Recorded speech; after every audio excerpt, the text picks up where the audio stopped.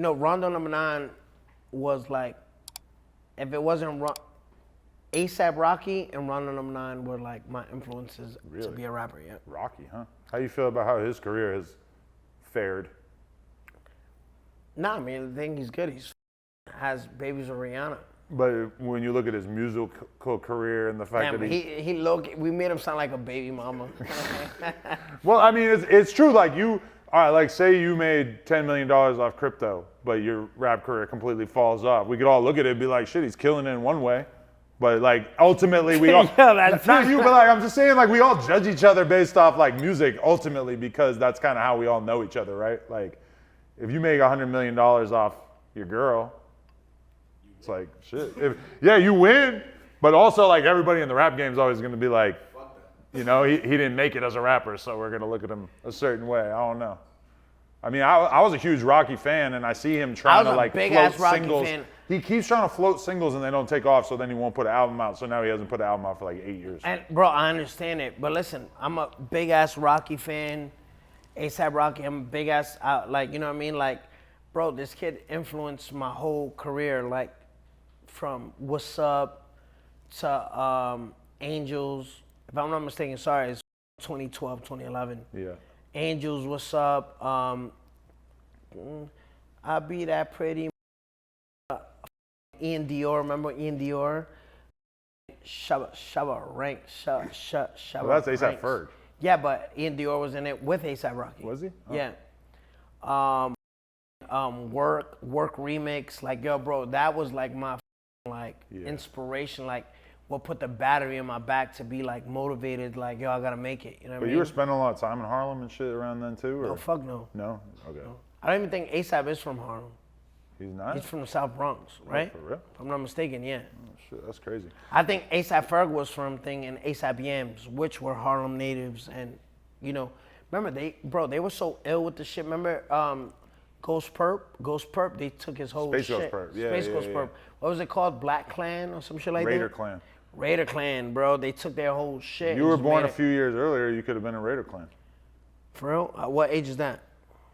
Shit, I don't know. But when I was hanging out with like Xavier Wolf and Bones and them, that was like, they were fresh off leaving Raider Clan to start their own thing in like 2016, you know?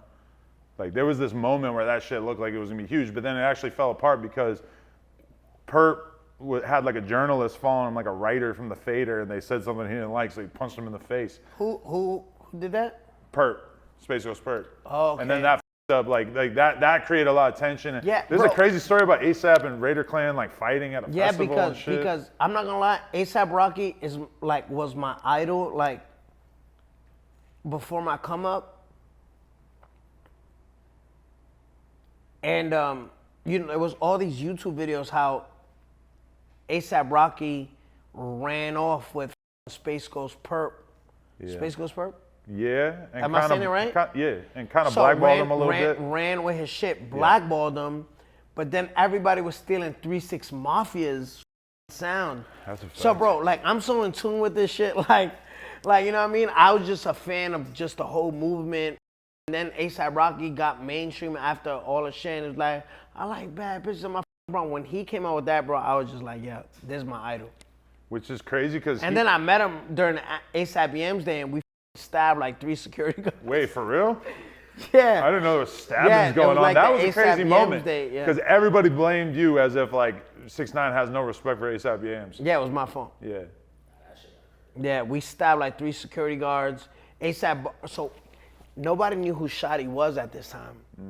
A$AP Bari punches Shotty in the face because he's like, yo, nigga, you trying to get in the thing? Bro, when I say Harv, Billy Otto, everybody, niggas was cracking. You remember the video? They was cracking 2x4s over the A$AP Bari's head. That was the time period where it felt like the 6ix9ine lore couldn't possibly get any crazier, like every day or every week that went by, and then that was one of the things and that then was I like, remember it's not gonna stop. Like they're going crazy, bro. I met A$AP Rocky that day. Really?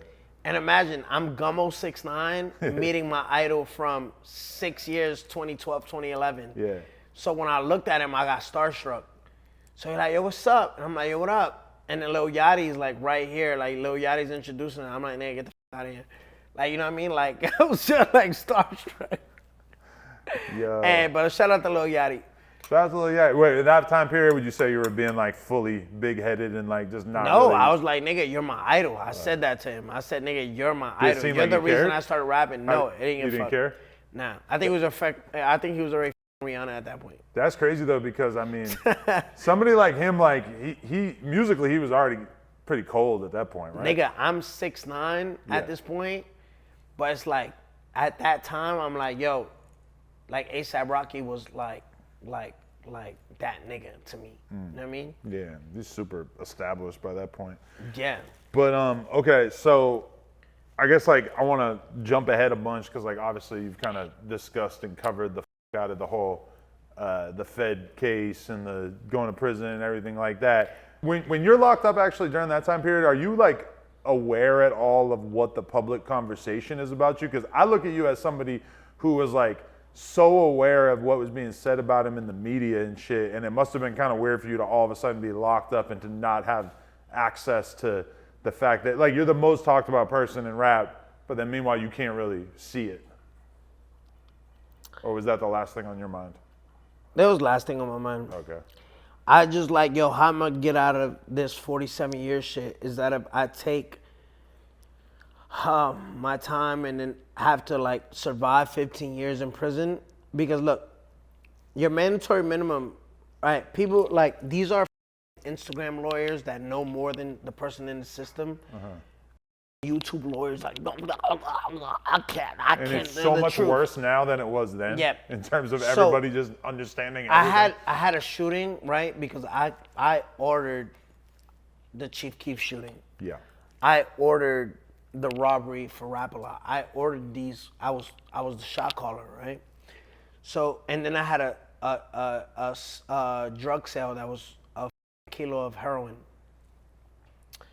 So I pleaded guilty to that shit, but you have to plead guilty to out of a B1A and all the feds, people who did fed time, not these kids that are on Instagram all day, you know what I mean? A B1A is the mandatory minimum of 10 years, right? Your guidelines tell you like your history, your crime history, right? You do what, blah, blah, blah, blah, this, that. Is that I pleaded guilty to the 10 years. They give me 5 for the drugs and 10 years, which is a 924C, a discharge. So it's 10 plus 5, 15 years mandatory minimum. So I said, I have a decision whether I'm like, yo, not to cooperate after the wiretaps, after Harv kidnapping, after the, I don't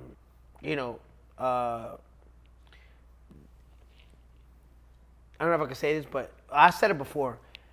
Intel, like the New York City Police Task Force, Chad, like confirming the Shotty and Sarah shit. I was like, yo, is that I keep being loyal to guys who weren't loyal to me, or be stupid and be like, you know what, I gotta take this on some gangster shit, just do the time, and get stabbed in prison like some Tory Lane shit, you know what I mean? I mean, honestly, like it does seem kind of crazy that everybody was so eager to put the. What's up, brother? Give me one. What's up, brother? All right, brother. Yeah, just whenever you want to come, you could join in. This is Steve. What up, Steve? He's downstairs. He's like, yo, he's can watching hop the on game right whenever. now. Yeah. Well, Steve's on the phone. He has 170,000 on the Dodgers. It's game 7 right now as we're interviewing. They are losing 3-1, right now? 3-1. Oh, Yeah. shit. Shout out to Everything 420. It's like the Amazon for everything that you need to get lifted. Whatever your vibe is, their app makes it super easy for you to shop for your next sesh. Shipping is fast, the packaging is super low key, and they're always running deals. Tap into the app and use code NOJUMPER to get a little something off. Shout out to Everything 420.